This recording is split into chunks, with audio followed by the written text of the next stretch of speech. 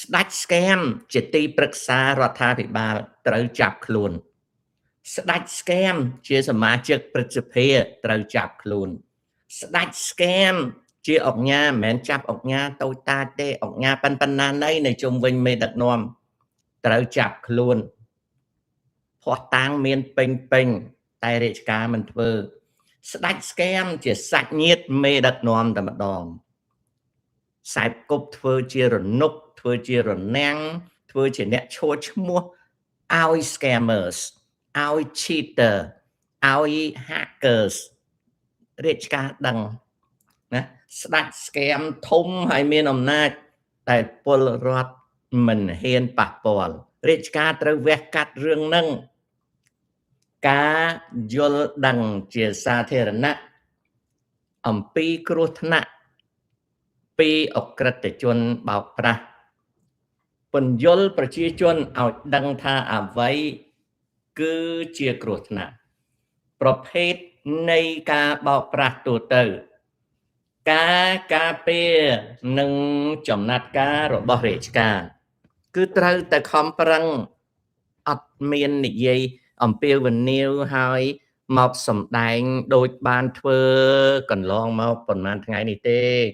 រាជការភូតអស់ចិត្តអស់ចង់ហើយរាជការឈប់ភូតទៅការពង្រឹងការអនុវត្តច្បាប់ប្រឆាំងនឹងអក្រិតជនបោកប្រាស់មានការបណ្ដុះបណ្ដាលនិងបច្ចេកវិទ្យាបង្កើនសមត្ថភាពផ្នែកបច្ចេកទេសស៊ើបអង្កេតនិងការប្រើប្រាស់ឧបករណ៍ទំនើបដើម្បីចាប់និងបង្ក្រាប scam networks ការកែតម្រង់ច្បាប់ធ្វើឲ្យបញ្ញត្តិទោសច្បាស់លាស់និងសម្អាតប្រព័ន្ធតុលាការឲ្យកាត់បន្ថយអំពើពុករលួយកិច្ចសហប្រតិបត្តិការអន្តរជាតិចែករំលែកនិងទទួលព័ត៌មានដើម្បីធ្វើការរួមការចូលរួមពីសហគមន៍ប្រជារាស្ត្រខ្មែររាយការណ៍បទល្មើសនិងយុទ្ធនាការអប់រំទើបអាចនឹងផ្ដល់លទ្ធផលជាទីគាប់ចិត្តបាននៅក្នុងកិច្ចការអស់នេះបើពុំនោះសោតទេរាជការ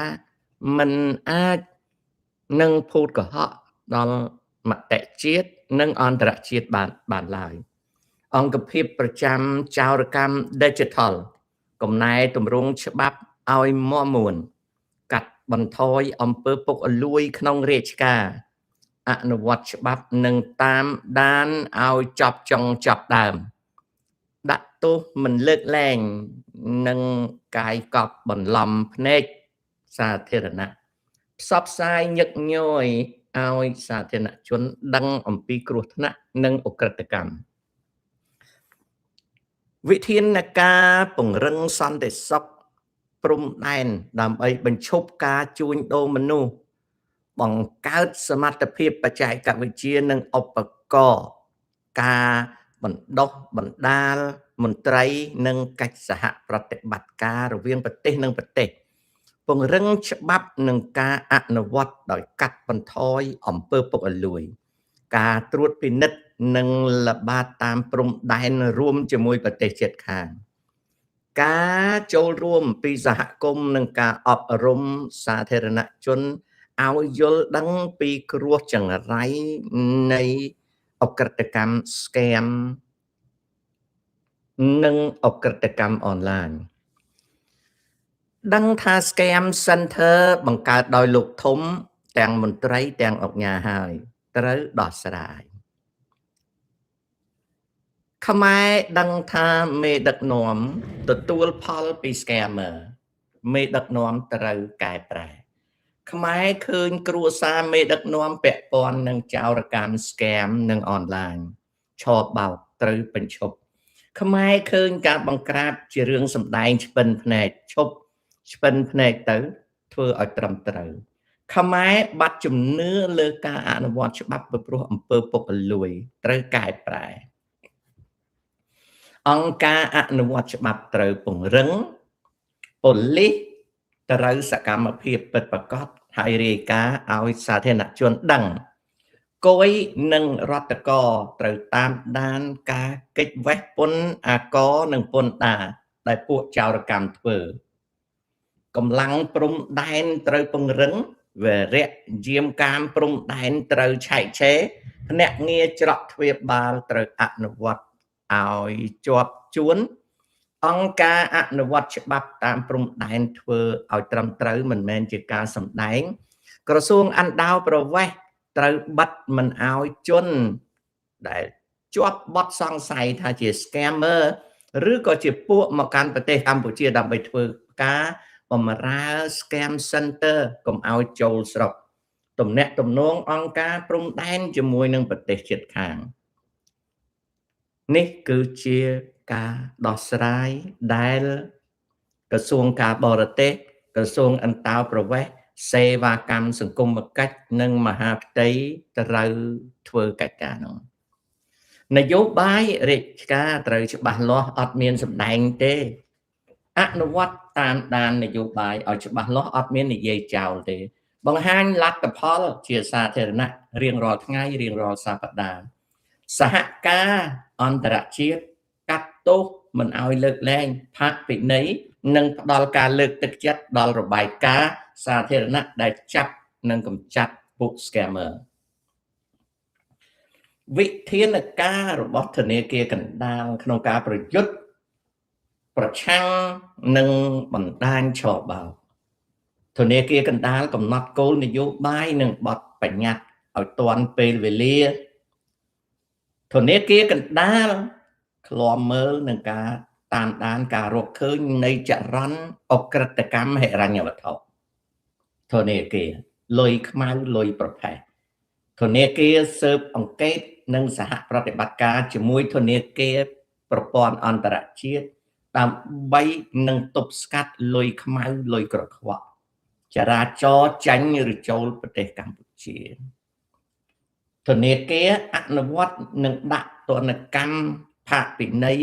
លើល្មើសហិរញ្ញវត្ថុតាមប្រព័ន្ធហិរញ្ញវត្ថុនិងធនាគារក្នុងប្រទេសកម្ពុជាការលើកកម្ពស់ការយល់ដឹងជាសាធារណៈនៃអ្វីដែលហៅថាលុយចោលលុយអក្រិតជននិងលុយក្រខ្វក់តើ scam networks ជាអ្វី scam គឺជាភេរវកម្មគឺជាអំពើដែលផ្ដល់គ្រោះថ្នាក់ដល់សន្តិសុខជាតិព្រោះ scam network គឺជាភេរវកម្មអន្តរជាតិវាជាគ្រោះថ្នាក់ចំពោះប្រទេសជាតិនិងសហគមន៍អន្តរជាតិវាត្រូវការនយោបាយច្បាស់លាស់វាធ្វើឲ្យគ្រោះថ្នាក់ដល់ប្រទេសជាតិយូរអង្វែងពួកចោរកម្មនិងអក្រិតកម្មវាបំផ្លាញអណ្ដោប្រវេសន៍ដូចជាការដែលអាមេរិកបិទទិដ្ឋាការអណ្ដោប្រវេសន៍ក៏វាជាចំណែកមួយនៃបញ្ហា scam ដែរជនបរទេសកាន់ប៉ាសពតខ្មែរធ្វើអណ្ដោប្រវេសន៍ជួលមនុស្សឲ្យរៀបការនិងអាលមកអាមេរិកជាដើមលាក់នឹងលាក់រិទ្ធឡានីប្រយ័ត្នគេដេញចេញរិទ្ធឡានីគេដេញចេញឥឡូវហើយលុបចោលឲ្យលឿនគេដេញចេញឥឡូវហើយណាដូច្នេះហើយចោរកម្មនិងអក្រិតកម្ម scammer វាប៉ះពាល់ទៅដល់លទ្ធភាពនៃប្រទេសកម្ពុជាដូចជាអាមេរិកគេបិទទិដ្ឋាការជាដើមណាវាប៉ះពាល់ដល់អធិបតេយ្យភាពសេដ្ឋកិច្ចនិងមុខមាត់សាធារណៈសៀមវាយយកលេសថា scam ណាសៀមកាន់កាប់ដីរបស់ខ្មែរហើយចូលក្នុងដែនទឹកខ្មែរចោទថាខ្មែរជាសម្បុក scam សៀមបំផ្លាញហេដ្ឋារចនាសម្ព័ន្ធរបស់កម្ពុជាដោយសារវាចោទថា scam ពេលសៀមវាយលោកហ៊ុនសែនបាក់តបឥឡូវសៀមវាថាជាង40កន្លែង អត់មានប្រទេសណាមកជួយកាន់ជើងឬថ្កោលទោសសៀមទេណាដូច្នេះការដោះស្រាយបញ្ហា scam នេះគឺត្រូវការសេនាធិការធំរបស់រដ្ឋាភិបាលសម្ដីនិងសេចក្តីប្រកាសរបស់នាយករដ្ឋមន្ត្រីហ៊ុនម៉ាណែតអត់គ្រប់គ្រាន់ទេគេឃើញថាជាការសម្ដែងស្នូលនៃយុទ្ធសាស្ត្រគឺតាមដានលុយខ្មៅដាច់គមនាគមន៍វាការពារជនរងគ្រោះកាត់ទោសអក្រិតជនដោយមើងម៉ាត់អត់លើកលែងតាមដានលុយជាមុខងាររបស់អង្គភាពហិរញ្ញវត្ថុអង្គភាពពន្ធដារគយនិងរដ្ឋកោធនាគារកណ្ដាលនៃប្រទេសកម្ពុជាសប្តាហ៍ថ្ងៃនេះក្មេងខ្មែរត្រូវពួក scammer បោកឲ្យឆ្លក់វង្វេងនិង trade មានមាសមាន forex មាន coins មាន cryptocurrency ជាដើមទាំងអស់ហ្នឹងសិតតែជាសញ្ញាអក្រិតកម្មដែលកំពុងតែបោកខ្មែររដ្ឋាភិបាលត្រូវចាប់ពួកអ្នកឃោសនាអស់ហ្នឹងយកមកស៊ើបអង្កេតហើយកំទេចចោលនៅប្រព័ន្ធរបស់វាព្រមទាំងដាក់ទោសពួកអស់ហ្នឹងពីព្រោះអ្វីសុទ្ធតែជាសកម្មភាព scam គេហៅថាជាបទល្មើសឬក៏អក្រិតកម្ម digital ត្រូវរឹបអូសយកទ្រព្យសម្បត្តិផ្ទះសម្បែងដីធ្លីអគារយានយន្តរួមទាំងឧបករណ៍ផ្សេងត្រូវចាប់យកទ្រព្យសម្បត្តិក្នុងធនាគារជាដើមលក្ខណៈទាំងអស់នេះត្រូវធ្វើវាមិនមែនជារឿងសម្ដែងក៏ណាឲ្យគេឲ្យពួក scammer overly រត់ចុះរត់ឡើងនោះទេអត់អញ្ចឹងទេនាយករដ្ឋមន្ត្រីហ៊ុនម៉ាណែតត្រូវតែមាំមួនបើមិនអញ្ចឹងប្រទេសកម្ពុជាគឺធ្លាក់ក្នុងបញ្ហាហើយក្រសួងប្រៃសណីនិងទូរគមនាគមន៍ត្រូវទទួលខុសត្រូវខាងបទល្មើសចោរកម្មនិងអក្រិតកម្មតាម Telecom Infrastructure គឺតាមហេដ្ឋារចនាសម្ព័ន្ធនៃ Telecom ឬហេដ្ឋារចនាសម្ព័ន្ធតាមផ្លូវទូរគមនាគមន៍ Crackdown on SIM farm កម្ចាត់ចោលទីផ្សារអក្រិតកម្មលក់ SIM ចោល Enforce real SIM registration បង្កច្បាប់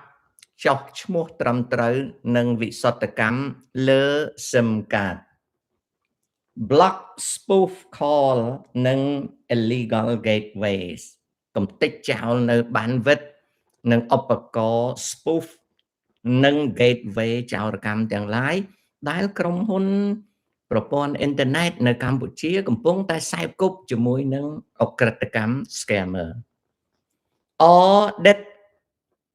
Internet Service Provider ISP និង Data Center ទើបនេះគឺជាកិច្ចការនេះគឺជាកិច្ចការរបស់នេះគឺជាកិច្ចការរបស់ជាកិច្ចការណានេះជាកិច្ចការ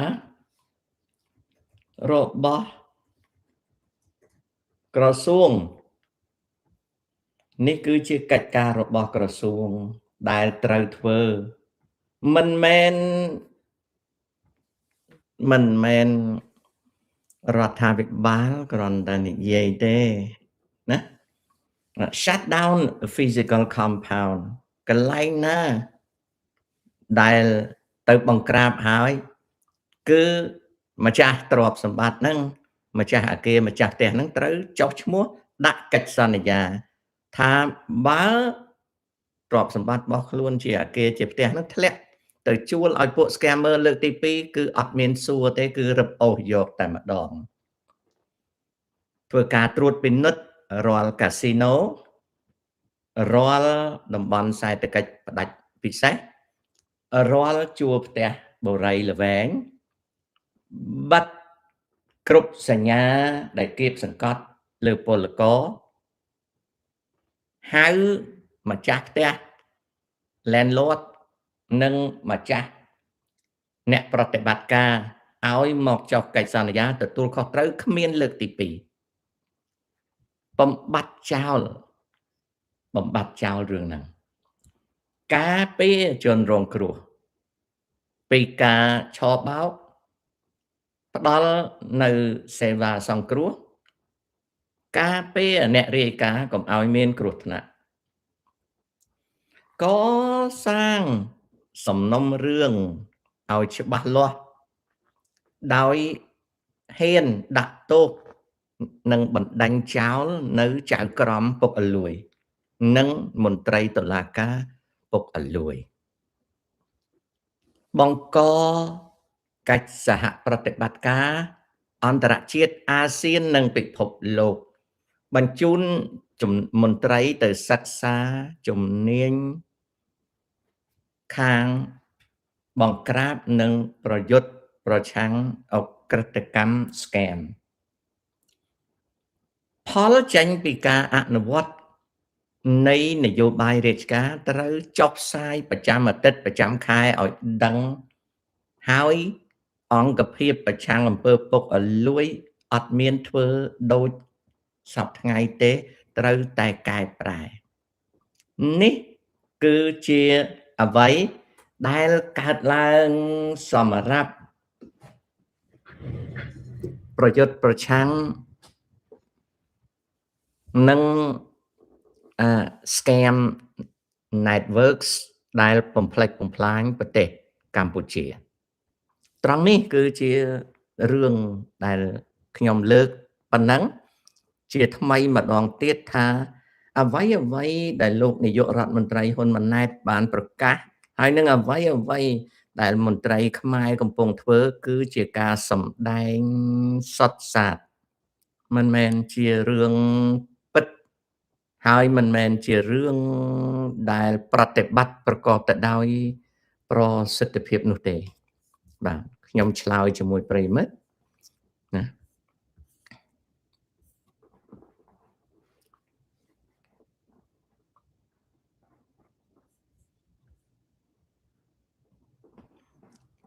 បាទរដ្ឋាភិបាលបោះពុំលុយច្រើនតើមានប៉ះពាល់អ្វីខ្លះដល់ប្រទេស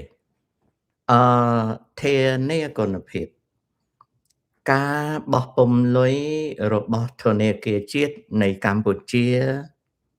វាអាស្រ័យទៅលើធនលំនឹង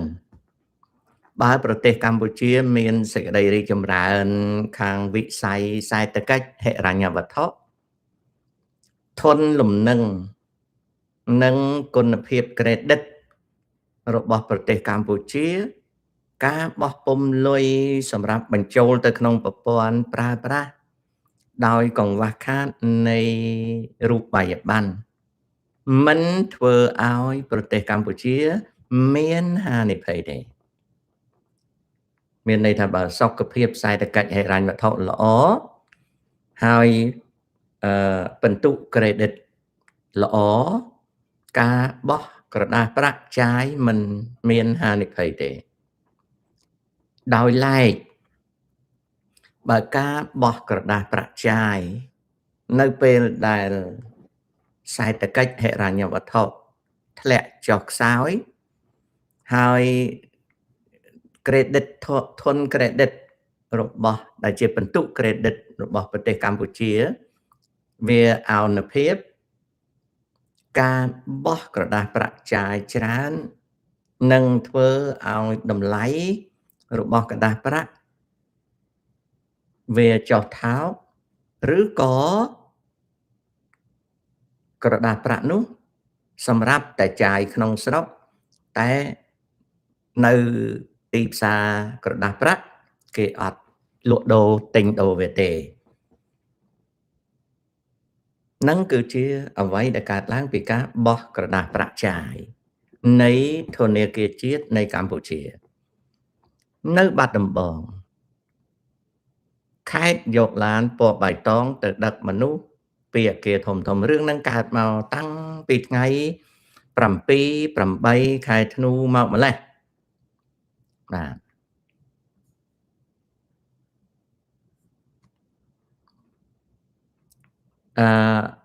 ហ៊ឿននឹងខែតាអរគុណហើយចៅប៉ុន្តែ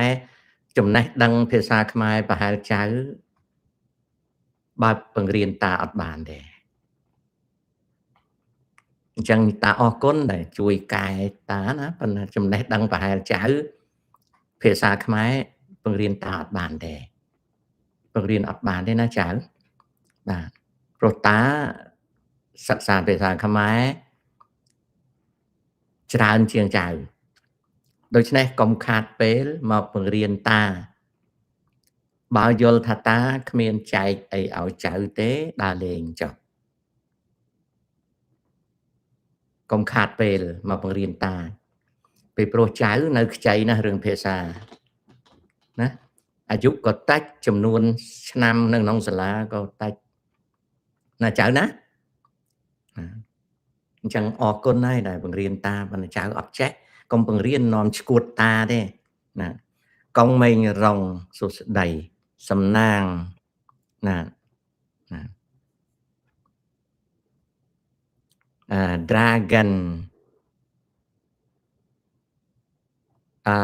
small dragon អញ្ចឹងតាតលតែឲ្យចៅទៅផ្ទះ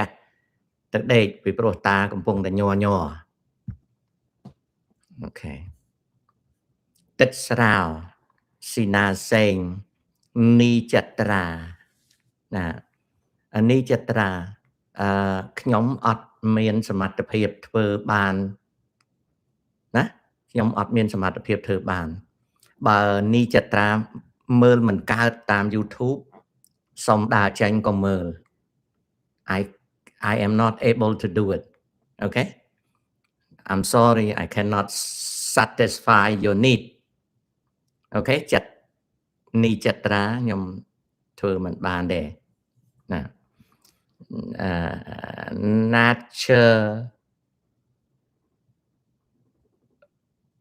រឿងមួយយកមកម៉ៃចូលសរុប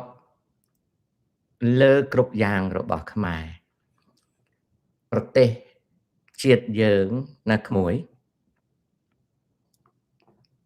បញ្ហាដូចសម្លកំពឹស